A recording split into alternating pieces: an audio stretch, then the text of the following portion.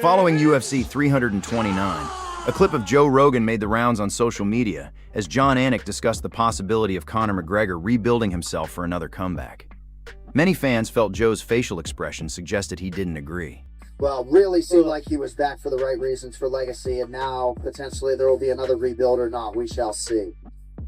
All right, more thoughts coming up as we continue live. He knows it's over. On the Anik and Florian podcast today, Anik says that he's not done with the Conor McGregor experience and wants to see him come back for one more fight. To what extent are you over the Conor McGregor experience? Because I'm not, Doug, okay? I'm not over the Conor McGregor experience, and when I see people denigrate what he has done, I'm not saying he's top 10 all time in the UFC, but this man was an incredible fighter. I mean, look what he did against Chad Mendes. You know, this is more than just a striker. You know, this guy was married to the game. He's an ultimate competitor, and I would like to see him in the UFC strategically in one more fight. I mean, the fact that Conor's going to retire with one win at 155 pounds in the UFC, Kenny, his best weight class to me, is hugely bothersome. I'm over the experience, but I am pulling for a redemption story in his life. I am pulling for that, but I'm over. As far as the fighting, I think I'm totally over that. I'll tell you what I'm over. I'm over Mayweather, McGregor too, and I'm over prostituting the guy for his name for the sake of somebody making money. That I'm definitely over. Yeah. But if the guy wants to train the right way and come back, I'm 1,000,000% behind it. Jan Blachowicz believes Conor McGregor could still return to the octagon, but says his biggest challenge may be mental rather than physical. One of the most of this disappoint. Everybody think that will be a little bit longer, and we see what McGregor can show, but he don't show nothing. So yeah. Well, we didn't even get a fight, right? He kind of threw some kicks, and it was too bad. Now 1 minute and over. Yeah, I know. It was pretty crazy. 30 million for 1 minute. It's pretty crazy. Yeah. That happened. Do you think he comes back? At the time of recording this, it sounds like he had surgery today. It went well. Do you see him coming back? I mean, you've dealt with injuries, but obviously Conor's, a bit different. You never know what's happening with Conor. We will see how he say something that right now he's in the hell. So we will see. He need to come back to life. Fix the knee. I wish him fast recovery, and not only with the knee but also with mentally. And Joe Rogan brought the vice president onto his show, and they spent almost the whole time talking UFC. From Conor going down to fights right outside the White House. Here are the best moments. So the last fight, when did you realize that was over? With Conor? Yeah. When he fell down the second time, I was like, oh, this is not good. The first time I thought he just slipped. It's hard to tell. It's wild. It's in the moment. I thought he slipped. And then when he got up and he threw a kick again, I'm like, oh, I don't like how his leg just gave out. That didn't seem like, and I'm still hoping he's just slipping. Yeah. I'm hoping he's just freaking out because he hasn't been in the octagon in 5 years. And then he started moving around and he like grabbed his knee and buckled. Okay. And there was some conversation. I didn't notice that. Yeah, there was some conversation going on between him and Max Holloway. And I was like, Max is saying he can't fight, like something's wrong. And he said, fight me. He's like, get up. And so he lets him up, and then his knee buckles, and then the referee stops the fight. Yeah. But the real show was when the fights moved to the White House itself. And one of them almost got stopped early. It's always, so the very, I think it was the very last fight where the ref tried to call it at the end of the third round. And then, because he was saying that there was a concussion issue. I mean, I couldn't tell what was going on. This is the Ilia Topuria fight? The Justin Gaethje fight at the White House? The Topuria Justin Gaethje fight. No, he couldn't see. Okay. He was saying he couldn't see well. Something was wrong with his right eye. Well, I mean, it looks like his whole face was puffed up, so he couldn't see anything. But okay, so I thought it was a concussion thing, but it was because of his vision. No, they never do that. The concussion thing would only be if someone had been battered. There's a lot of times where fighters are fighting with concussions. Yeah. It happens all the time. Yeah. You get dropped in the first round, you probably have a concussion. Yeah. You get back up, you keep fighting, you're fighting on instincts. There's been many times where fighters wake up in like the fourth round. Sure. And they've fought 3 rounds and they don't remember it at all. Oh my God. That's pretty crazy. Not the best way to make a living. Not the best way to make a living, man. So what's Gaethje doing next?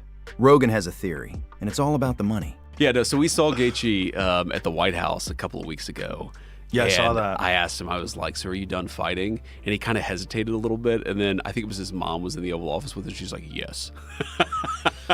Yeah, but, you know, if they offer him some life-changing money for one more fight after that performance, I have a feeling he'll take it. Like, what could he fetch for his next fight? Like 50 more? It's a good question. You know, I don't know what his contract is. I don't know how it works. I don't know what the most anyone's ever. I try not to pay attention to that stuff. Yeah. Because I'm not on the business end of the sport. It can kind of color your perception a little bit. It can. And it's also, I mean, I want them to get paid the most amount possible. Right. That's my perspective. Yeah. But my job is just to analyze and to see what's going on and to commentate and try to give color and life to what's happening inside the octagon. And I try not to dwell too much on the money. Yeah. I just want them to get paid a lot. Yeah. I want them to be able to retire and never have to do anything ever again. Sure. And here, Rogan points out something most people miss, how the UFC quietly took over boxing. And I don't know if Justin could do that. What's crazy about it to me is just how much the sport has replaced boxing. And like, there's still, obviously boxing is still a big deal and the fighters still get paid a lot of money. But like, I remember when I was, I don't know, in high school, I feel like people would get really excited about the big heavyweight title bout. Now it's the UFC thing. Yeah. So culturally, it's like UFC has taken over boxing. And I don't know how or why that happened. Like, I don't know if it's just good marketing or if just the fights are so much more real and intense. Like, but it is a crazy shift that's happened in 20 years. Well, I had some friends this past weekend that manage fighters. My friend Josh Dubin and a few other friends that actually manage boxers. Yeah. Come to the UFC, and they were all like, "Oh my God, this is so much better than a boxing promotion." Yeah. Because all the fights are exciting. With boxing, most people are just there for the main event, and a lot of people don't even stroll in until like 15 minutes before the main event. Sure. Like all the famous people that sit in the front row. Yeah, yeah. In the UFC, that place is packed. For the you know, get-go. 5, 6, 7 fights in. Yeah. You know, and there's 14 fights in the night, and all of them are amazing. It's like, in the beginning, it's usually like half full, depending on where you are. If you're in a place like Salt Lake City, it's pretty packed like right away because they only get like one event every year or so. But it's just a more exciting sport. There's more ways to win. It's more dynamic. More things happen. Yeah, yeah. And there's more stars. There's so many stars in the UFC. Yeah. So I'd never seen a fight live before. Like, I watched them on TV, but I'd never been there live. So kind of crazy that it's literally in the South Lawn of the White House. But the thing that I found completely shocking about it was, like, I would think those like armbar takedowns are just done. Like, that's it. You're over. Dricus du Plessis and Kamaru Usman faced off yesterday, ahead of their fight this weekend at UFC Oklahoma City.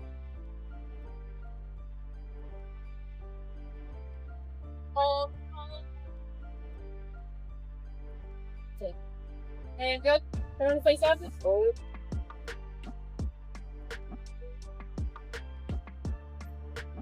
All right, let's go, guys. Let's go.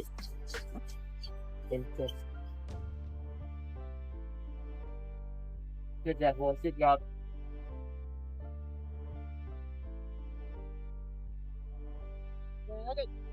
At a recent media event, Kamaru Usman referred to himself as a MONEYWEIGHT fighter, a claim that was met with amusement by Dricus du Plessis, who couldn't help but laugh at the notion. I like to joke and say I'm a MONEYWEIGHT fighter now, so hey, if it's up at welterweight, I'll do it. If it's up at middleweight, I'll do it.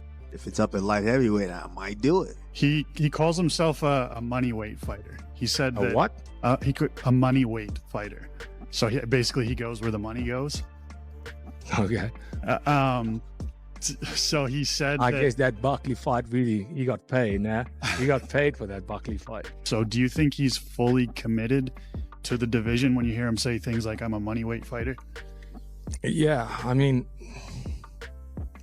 you do you, man. Like, you say whatever you have to get that money, whatever, but a MONEYWEIGHT fighter just means you've basically made peace with the fact that you will go wherever the money is, and you don't really have that goal set on being the best in the world. Khabib Nurmagomedov expecting a very hard fight for Islam Makhachev against Ian Garry. Слама, не могу не спросить, тоже предстоит бой. Я так понимаю, что соперник достаточно серьезный. Какие, не знаю, ожидания, ну, понятно, одни. Вообще, как подготовка проходит? Стилистически очень неудобный соперник. Да? Стилистически. Я так считаю. Много бегает. Вот сдалека, с дистанции бьет. Такого высокого соперника у нас не было. 193 сантиметра. Высокий, да. Да, более 190 рост.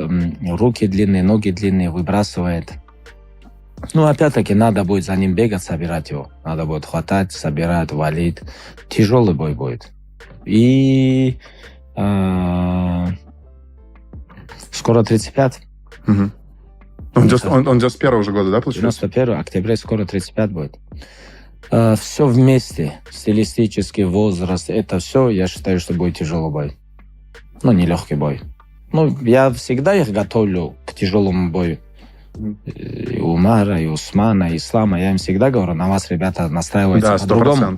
На вас, ребята, настраиваются вообще по-другому. Это всегда так бывает. Если они готовились бы на условно там на Пратеса или Моралеса, они бы готовились по-другому. Там, а здесь уже у них энергетика, все. Если они проявят себя против вас, они становятся сразу автоматически звездами. Так что... Давление на сильном. Давление будет очень сильное.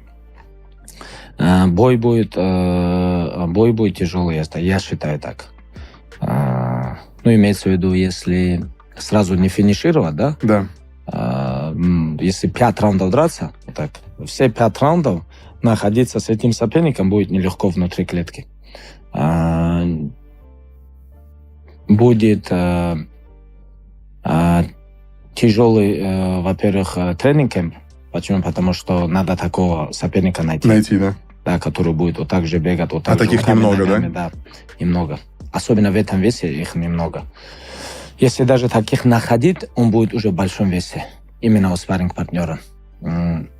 И сам бой тоже. Paddy Pimblett has expressed remorse for his quick victory, submitting his opponent in under a minute. Grand Richard, choke that bitch out. Feel bad for him, he started crying and that, know what I mean? But it's kill or be killed. Great finish, shooting everybody to live. Fucking absolutely incredible, man. Congratulations. Said what was going to happen and I've come and done it. Stole the show. Yeah. That's how we roll. Incredible. Thank you very much. Let's get in with Max now. I'll get in with Max now. Yeah? You're not big enough. 100%. So don't eat too much pizza. Yeah. Good job, boy. You know that. Well done. So happy for you, man. Congratulations. Flagellations. I hope you enjoyed that. That's one of the greatest finishes ever. Were you surprised he tried to shoot you? No, I thought Bilal Muhammad thinks Dricus du Plessis is going to beat Kamaru Usman. He thinks Dricus will be more motivated than ever after losing the middleweight title to Khamzat Chimaev. I think I'm going to go with DDP here. I think DDP is going to be motivated. He's going to come awkwardly. He's going to sprint. He's going to throw a lot of kicks and punches. And I don't think he's going to be able to, I don't think he's going to get held down as easy as he did last fight. And I could also see Usman getting tired. 4th and 5th round. And we've seen DDP get tired and still land knockout punches or submissions. So, yeah, I'm picking DDP. Bilal also gave his take on Conor McGregor's failed return. He says he doesn't think Conor will ever come back. I don't think there's going to be another comeback for him, right? Especially if it's a torn ACL. It's going to be another year off. I just don't think he's going to have the crowd behind him like he did for this one. He can maybe talk his way into it, but like I said, he's really not even that good of a talker anymore. Maybe you give him a Chandler fight, but Chandler, you're going to wait another year, then probably another year of him training to come back. I just think he made a lot of money this fight. I think he's pretty much... Khamzat Chimaev is still saying that Sean Strickland is running from him. Khamzat has been calling for a rematch since he lost the middleweight title to Sean at UFC 328. Today, Khamzat posted this on Instagram. He wrote, "Someone is running. I'm ready. Just tell me where and when. I'll be there." Sean Strickland posted footage of himself undergoing rehab for his shoulder. After defeating Khamzat Chimaev, Sean revealed he had suffered a Type 2AC joint separation, an extensive Type V slap tear, and a partial rotator cuff tear with tendinosis in his right shoulder. According to Strickland, the injury occurred just 4 days before the fight. Bro, I feel like you come here just to hurt me, so it hurts so bad. Bro, like, I don't come here, you come here. Bro, like, I think what they do is they make it hurt so bad, so when the pain stops, you're like, oh yeah, that feels better. That feels way better. It's a theory. Islam Makhachev caught a stingray while fishing on the beach. Islam is set to defend the welterweight title against Ian Garry at UFC 330 on August 15th.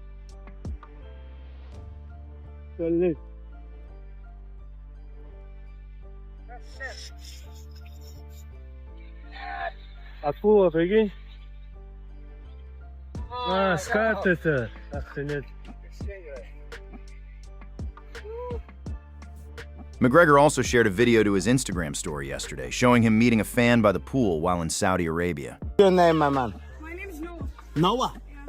Noah's a great name. Come here and take a video with me. Look at this guy, ladies and gentlemen. Hi. This is Noah. Yeah. And he is from Saudi Arabia. I'm from Saudi Arabia. Now look at this guy from Saudi Arabia. What do I think? You look like an Irishman. Yeah. You look like my cousin. Noah. God bless you, brother. Have a good time, right? Ilia Topuria has made a bold claim about a potential matchup with Arman Tsarukyan, stating that Tsarukyan would ultimately give up and quit during a fight against him. The thing is that everyone who knows the UFC and how they work, you never go to the UFC and you never tell them, I want to fight this guy, or you choose your opponents. They call you, or they call if you're having a meeting, you go in there, they give you a place, a name, and you do whatever you have to do. They don't tell you how to fight. You don't tell to them who you're gonna fight, where you're gonna fight, and all those kind of things. You know what I mean? So if they call me and they tell me that I have to face Arman, no fucking problem. I do it. I face like many legends in the sport. I faced a lot of styles. Arman is like one more guy. What I think about him, he's a good guy. As a fighter, I beat his ass every day, all day. I do with him whatever I want to do. Have you fought someone at Arman's level? If I fight with someone with the level of Arman, for sure. Many guys. That he would struggle if he faced those guys. But it doesn't matter. For me, personally, I don't care if I fought someone with the same level of Arman or not. The only thing that I know is that if we face each other, for the first time, he's gonna feel my right hand. He's gonna feel my skills. He's gonna feel everything, my power, my speed. He's gonna give up. He's a fucking kid. He's not even... At UFC 329, Cody Garbrandt suffered a first-round TKO loss to Adrian Yanez. Since defeating Dominic Cruz to become the UFC bantamweight champion in 2016, Cody has won just 4 out of his last 12 fights. After the loss to Adrian Yanez, Garbrandt removed his gloves, leading many fans to believe he was announcing his retirement. However, a recent Instagram post from Garbrandt has now left fans questioning whether he's actually ready to walk away from the sport. Cody posted this yesterday. In the caption, he wrote, "There are moments in life when hope fades, and the weight of endless problems make the path unclear. But remember this, you only lose when you choose to give up. Let your struggles be your fuel, not your downfall. Don't let the storm break you. Let it strengthen your will to rise and keep fighting." What do you guys think? Do you think Cody should hang it up or keep fighting? Drop your opinions in the comments. Dillon Danis is once again without an attorney in his ongoing lawsuit with Logan Paul's wife, Nina Agdal, after a judge approved his lawyer's request to withdraw from the case. According to court filings, Danis' attorney cited unpaid legal fees and repeated failures to communicate, marking the second time he's attempted to step away over the same issues. The judge has now given Danis 30 days to either hire a new lawyer or continue representing himself. Agdal's lawsuit, which was filed in 2023, accuses Danis of repeatedly posting explicit and defamatory content about her online in the lead-up to his boxing match with Logan Paul, which he ended up losing by DQ. Here is some news from Islam Makhachev's training camp. Though Ilia Topuria was disappointed with his failure to get a shot at beating Makhachev in the lightweight division, there is another challenger ready to put himself up for the test against the champion in the welterweight division. And this year we've seen some huge upsets. I mean, Sean Strickland, Justin Gaethje winning title fights that nobody thought they were going to win. Surely you're looking at that and just drawing inspiration from that. If people think, when Sean Strickland goes out and beats Khamzat Chimaev and upsets the apple cart in what no one expected, no one can sit here and think that it's impossible that I can beat Islam Makhachev. If anything, I'm a far more dangerous threat. I'm far more complete. And I have way more ways of winning that fight. I am the most dangerous opponent for Islam Makhachev. And it's my job to go out and prove that on August 15th. Although Garry thinks that he possesses everything that will help him shock the world in his fight against Makhachev, The champ has earned his success through years of training and an excellent team setup. The recent comments made by Khabib Nurmagomedov revealed all that it took to shape Islam, and also how their team goes on to produce other champions.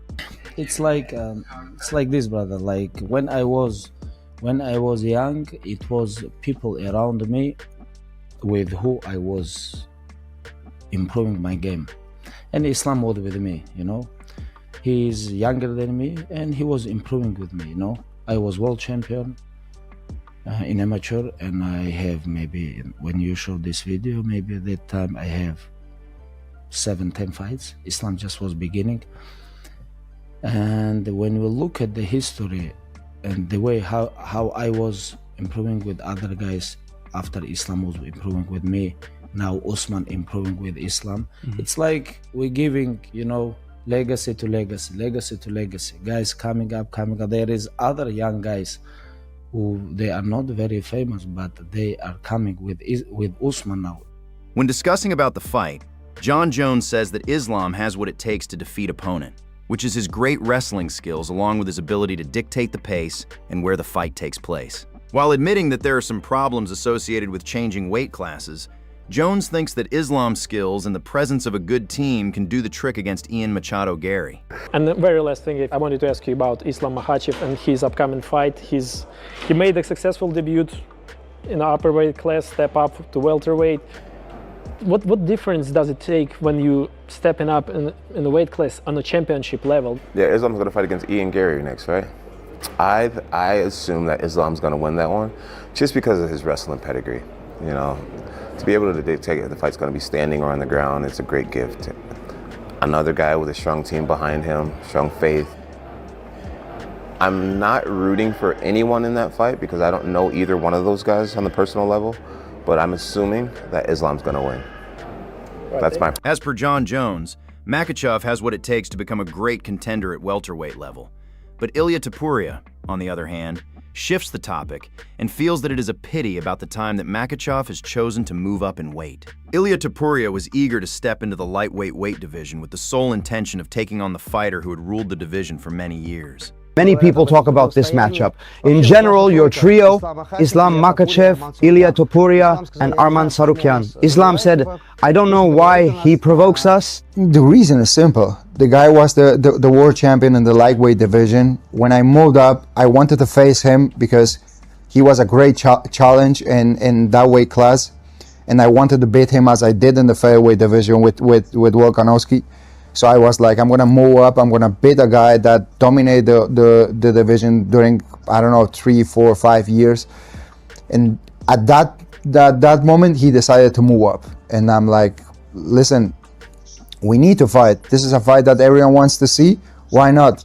If I have some personal reasons, I don't have any personal reasons with Islam, with Arman. It's like, I wish them all the best in their lives. But when it comes to the sport, I know that I'm the best. And if you think you have the same thought about yourself, let's do it. And let's show to the whole world who is the best fighter in the world. Thanks for watching. If you enjoyed the video, don't forget to like, subscribe, and turn on notifications so you never miss the latest MMA news. See you in the next one.